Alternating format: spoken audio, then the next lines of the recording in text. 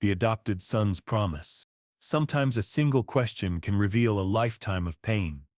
And sometimes, when that pain meets compassion, miracles happen in the most unexpected places. The Family Feud studio hummed with its usual electric energy. Bright lights painted the set in familiar blues and golds, the iconic logo gleaming overhead like a beacon of American entertainment.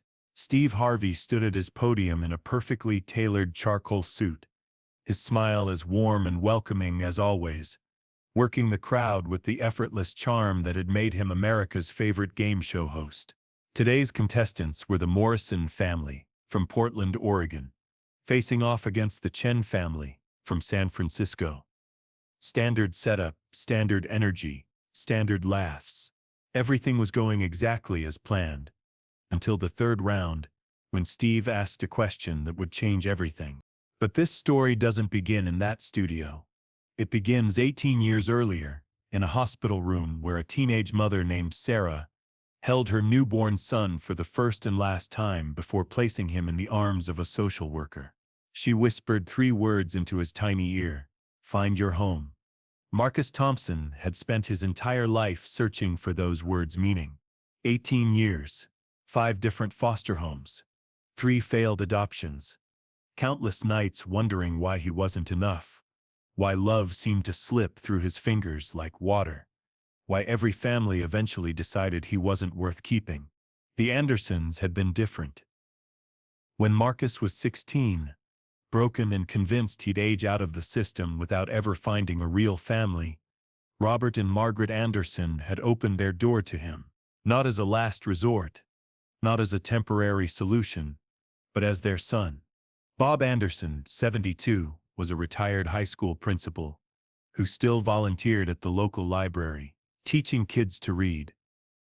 Margaret, 68, was a former nurse who spent her days visiting elderly neighbors and making sure they weren't forgotten. They lived in a modest 2-bedroom house in suburban Cleveland, surviving on Bob's pension and Margaret's small savings. They weren't wealthy. They weren't young. They couldn't give Marcus designer clothes or expensive vacations. But they gave him something he'd never had before: unconditional love. For 2 years, Marcus had waited for them to change their minds. He'd tested them in small ways at first, staying out past curfew, forgetting to do chores, pushing boundaries to see when they'd give up on him like everyone else had. But the Andersons never wavered. When Marcus brought home a D in chemistry, Bob didn't yell. He sat at the kitchen table every night for a month, helping Marcus study until he brought his grade up to a B. When Marcus came home with a black eye from defending a younger kid from bullies, Margaret didn't lecture him about fighting. She cleaned his wounds and told him she was proud of him for standing up for someone who couldn't protect themselves. Slowly, carefully, Marcus began to believe that maybe this time was different. Maybe he had finally found his home. The letter from Harvard arrived on a Tuesday in March. Marcus had applied secretly, using fee waivers and a guidance counselor's help to navigate the complex application process. He'd written his essay about growing up in foster care, about learning resilience through rejection, about the Andersons teaching him what family really meant. When he saw the thick envelope in the mailbox, Marcus's hands shook. He sat on the front porch steps and opened it slowly, reading the word "congratulations" 3 times before it sank in. Full academic scholarship, room and board covered. His dream of studying social work, of helping kids like himself, was suddenly within reach. But as Marcus sat there holding his future in his hands, all he could think about was the monthly bills spread across the Andersons' kitchen table. The way Bob rubbed his temples when he thought no one was looking. The way Margaret quietly put items back at the grocery store when she thought Marcus wasn't watching. The Andersons had never made him feel like a burden, but Marcus knew the truth. Social services had stopped paying his monthly stipend when he turned 18. His presence meant higher grocery bills, higher utility costs, less money for Bob's medications and Margaret's doctor visits. They were sacrificing their financial security for him, and they thought he didn't notice. That night at dinner, Marcus folded the Harvard letter and put it in his pocket. When Margaret asked if he'd heard from any colleges, he shrugged and said he was still waiting. 3 months later, the Family Feud application arrived like a sign from the universe. The show was holding auditions in Cleveland, looking for local families to compete. Marcus had been watching the show since childhood, dreaming of being one of those families laughing and celebrating together on stage. "We should apply," Marcus had suggested casually one evening as they watched Steve Harvey crack jokes with a family from Texas. "Oh honey," Margaret had laughed, "we're not the kind of people who go on television shows." But Marcus had persisted, eventually convincing them that it would be fun, that they might even win some money. What he didn't tell them was that he saw it as his chance to give back to them, to publicly honor the people who had saved his life in the most profound way possible. The audition process had been grueling. Background checks, interviews, personality tests. But somehow, miraculously, they'd been selected. The Anderson family, Bob, Margaret, Marcus, and Margaret's sister Helen, who had joined to round out their team, were going to be on Family Feud. Now, standing at the podium in that bright studio, Marcus felt the weight of everything he'd never said pressing against his chest like a physical force. They'd played well in the first 2 rounds, with Bob's quick wit and Margaret's surprising knowledge of pop culture keeping them competitive against the Chen family. Steve was in his element, cracking jokes about Bob's old-school answers and Margaret's unexpected sass. The audience was eating it up, and Marcus could see his parents, 'cause that's what they were. His parents, glowing with happiness at being part of something bigger than their quiet suburban life. But then came the 3rd round, the category that would change everything. "All right, Anderson family," Steve announced, his voice carrying that familiar warmth that had made him America's favorite host. "We've got a good one for you." Top 5 answers on the board. The studio lights seemed to intensify as Steve opened his card, and Marcus felt a strange premonition, as if the universe was about to shift in some fundamental way. Name something a son would do to make his parents proud. It was such an innocent question, such a normal Family Feud question. The kind of thing that usually generated answers like graduate college or get a good job or get married. The kind of question that should have been easy for any family to answer. But for Marcus, it was like being struck by lightning.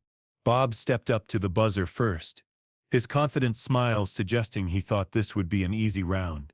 "Graduate from college," he announced, earning a warm smile from Steve. "Graduate from college," Steve repeated. "Good answer. Survey says." The board revealed it was the #1 answer, worth 32 points. The Anderson family cheered, and Marcus forced himself to smile and clap along with them. Margaret went next. "Get a good job," she called out, and again the board lit up. #3, worth 8. Helen added, "Get married and have kids." #4, 12 points. They were doing well. Really well. All they needed was 1 or 2 more answers to control the board and play for the points. It should have been a moment of family triumph. But as Steve approached Marcus at the end of the podium, something in the young man's expression made the host pause. Marcus was staring at the board, but Steve could tell he wasn't really seeing it. His hands were gripping the podium so tightly his knuckles had gone white. "Marcus, my man," Steve said, his voice gentle. "What you thinking? What would make parents proud of their son?" Marcus looked up at Steve, and for a moment the game show host saw something that stopped him cold. It was pain, deep, profound pain, mixed with love and gratitude, and a kind of desperate longing that no 18-year-old should have to carry. "Take care of them when they're old," Marcus said quietly, his voice barely audible over the studio's hum. Steve nodded approvingly. "Take care of them when they're old. That's beautiful, young man." Survey says. The answer wasn't on the board. Steve's expression shifted to one of gentle disappointment as he prepared to move on to the Chen family. But something in Marcus's face made him pause. "You all right, son?" Steve asked, stepping closer to the podium. That's when it happened, the moment that would stop the show, break protocol, and remind everyone watching that some things matter more than games. Marcus looked directly into Steve's eyes, and the words that came out of his mouth weren't meant for television, weren't meant for the audience, weren't meant for anyone except the man standing in front of him who had somehow become a symbol of father figures everywhere. "I just want them to know they saved my life," Marcus whispered, his voice cracking. "I want them to know that everything they've sacrificed for me was worth it." The studio didn't go silent immediately. The audience was still buzzing from the previous answer. The Chen family was preparing for their turn, and the cameras were capturing what seemed like a routine moment between host and contestant. But Steve Harvey had been doing this long enough to recognize when something real was happening. He could see the tears forming in Marcus's eyes, could hear the tremor in his voice, could feel the weight of whatever this young man was carrying. "Hold on," Steve said, raising his hand to signal the production team. "Hold on, just a minute here." The studio began to quiet. The Chen family stopped conferring about their potential answers. Even the cameramen seemed to sense that something significant was happening. Steve set down his cards and walked around the podium to stand directly in front of Marcus. When he spoke, his voice had lost all traces of performance. This was no longer Steve Harvey the entertainer. This was Steve Harvey the father, the man who understood that sometimes the most important conversations happen in the most unexpected places. "Marcus," he said softly, "what's going on, son? Talk to me." Behind the scenes, producers were frantically whispering into their headsets, trying to figure out whether to cut to commercial or let this moment play out. But Steve wasn't looking at them. He wasn't thinking about ratings or schedules or television protocols. He was looking at a young man who clearly needed to be heard. Marcus glanced over at Bob and Margaret, who were watching with growing concern and confusion. Helen had stepped closer to them, sensing that whatever was happening was bigger than the game they'd come to play. "I can't keep lying to them," Marcus said, his voice stronger now but thick with emotion. "I got into Harvard, full scholarship. I've been hiding it for months because I know they can't afford to help me with anything. The scholarship doesn't cover, and I know they're already struggling to take care of me." The words came pouring out like water through a broken dam.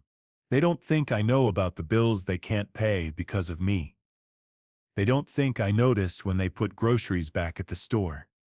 They don't think I see them counting and recounting their money every month, trying to make it stretch far enough to include me." Steve's expression had completely transformed. The cameras captured every nuance of his face as he processed what Marcus was telling him. Not just the words, but the pain behind them. "And I love them so much," Marcus continued, tears now streaming down his face. "I love them so much that I can't stand the thought of being another burden they have to carry. I'd rather give up my dreams than watch them sacrifice any more for me." The studio was completely silent now. Bob and Margaret had moved closer, and Margaret had her hand over her mouth, tears in her own eyes as she began to understand what Marcus was saying. But Marcus wasn't finished. "They saved me," he said, looking directly at Steve but speaking loudly enough for everyone to hear. "I spent 16 years bouncing between homes, being returned like a defective product, wondering what was wrong with me that nobody could love me. And then Bob and Margaret Anderson opened their door and their hearts, and for the first time in my life, I understood what family meant." Steve Harvey, the man who had made America laugh for decades, found himself fighting back tears. "I don't care about college," Marcus said, his voice breaking completely now. "I don't care about my dreams or my future. All I care about is making sure they know that they didn't waste their love on me. That everything they've given me mattered. That I will spend the rest of my life trying to be worthy of being called their son." This is the moment no one in the studio and no one watching at home ever saw coming. Steve Harvey did something that in all his years of hosting had never happened. He walked over to the Anderson family podium, looked Bob and Margaret directly in the eyes, and spoke with a gravity that transcended entertainment. "Mr. and Mrs. Anderson," he said, his voice carrying across the silent studio, "did you hear what your son just said?" Bob nodded, unable to speak. Margaret was openly crying now. "This young man," Steve continued, This young man right here thinks he's a burden to you. He thinks he's somehow not worthy of your love. He's willing to give up Harvard University because he's worried about being a financial strain on his family. Steve turned to address the entire studio audience. Ladies and gentlemen, I want everyone in this studio to understand what we just witnessed. This isn't just a contestant on a game show. This is a young man who has learned what real love looks like. And he's so grateful for it that he's willing to sacrifice his own future to protect the people who gave him a home. The audience began to stir, sensing they were witnessing something unprecedented. But Steve wasn't finished. He walked back to Marcus and placed his hands on the young man's shoulders. "Marcus," he said, "I want you to listen to me very carefully. What you just described, that selflessness, that gratitude, that love, that's not something you learn from textbooks. That's not something you can teach in schools. That's character. That's the kind of character that comes from being raised by extraordinary people." Steve turned to face Bob and Margaret again. "And you too," he said, his voice thick with emotion. "You didn't save Marcus. You all saved each other. Do you understand that? You gave him a home, and he gave you the gift of showing you that love multiplies when it's shared freely." The studio erupted in applause, but Steve raised his hand for silence. He wasn't done. "Here's what we're going to do," Steve announced, his voice carrying the authority of someone who had made a decision that no producer, no network executive, no protocol could override. "Marcus, I want you to get Harvard University on the phone right now. We're going to call them live on national television, and we're going to make sure you understand that accepting that scholarship isn't taking away from your family. It's honoring everything they've invested in you." The production team scrambled to make the call happen, but Steve was already moving on to his next point. "And Mr. and Mrs. Anderson," he continued, "I want you to know that what you've done, opening your home to this young man, that's not charity. That's what family does. And family supports each other's dreams, even when it's scary, even when it's hard." He reached into his jacket pocket and pulled out his personal business card. "This has my direct number on it," he said, handing it to Marcus. "Not my agent, not my manager, mine. Because what I see standing in front of me isn't just a contestant or even just a family. I see the future of America. I see what happens when love wins over fear, when commitment wins over convenience, when people choose to show up for each other, even when it's difficult." The call to Harvard connected faster than anyone expected. Steve took the phone and, with Marcus standing beside him, spoke directly to someone in the admissions office. "This is Steve Harvey from Family Feud," he said, "and I have a student here named Marcus Thompson, who received a full scholarship to your university. What I need you to understand is that this young man almost turned down his scholarship because he was worried about being a financial burden to his family." There was a pause as the Harvard representative responded. "That's right," Steve continued. "And what I want to know is what additional support you can provide to make sure that money is never a barrier to his success." Another pause, longer this time. Steve's face broke into a smile. "You can? That's wonderful. Hold on. I want you to tell him yourself." Steve handed the phone to Marcus, whose hands were shaking as he took it. "Hello?" Marcus said, his voice barely above a whisper. The conversation lasted only a few minutes, but when Marcus hung up, his face was transformed. The Harvard representative had assured him that the university had additional hardship funds available, that they wanted him to succeed, and that his family's financial situation would not be a barrier to his education. But the real transformation happened when Marcus turned to Bob and Margaret, and for the first time since they'd known him, spoke without the careful guardedness that had always been part of his personality. "Mom," he said, using the word he'd always been afraid to say. "Dad, I'm sorry I didn't trust you enough to tell you about Harvard. I was so scared of being a burden that I forgot you taught me that families share their burdens and their blessings." Margaret rushed forward and wrapped Marcus in the kind of hug that only mothers can give. Fierce, protective, and completely unconditional. "You could never be a burden," she whispered into his ear. "You're our son, our prize and joy, and we are so proud of you for getting into Harvard that we can't even find the words." Bob joined the embrace, and for a moment the three of them stood there in the middle of the Family Feud stage, holding each other like they were the only people in the world. The studio audience rose to their feet in spontaneous applause, but it wasn't the usual game show cheering. It was the sound of people recognizing something sacred, something real in a world that often feels manufactured.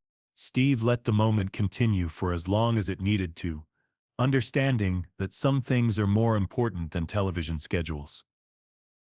When the family finally separated, he approached them one more time. "The game doesn't matter anymore," he announced to the studio. "Both families are winners today. But more than that, everyone in this studio, everyone watching at home, just learned something about what family really means." He turned to address the cameras directly. "Love isn't about biology. It's not about sharing DNA or growing up in the same house. Love is about choice. It's about choosing to show up for someone, even when it's hard, even when it's expensive, even when it's inconvenient." Steve paused, letting the weight of his words settle over the studio. "Marcus Thompson is going to Harvard University. He's going to study social work, and he's going to help other kids who are growing up in foster care find their way home. But the most important thing he's going to do is carry forward the lesson that Bob and Margaret Anderson taught him. That family is something you build with love, patience, and commitment."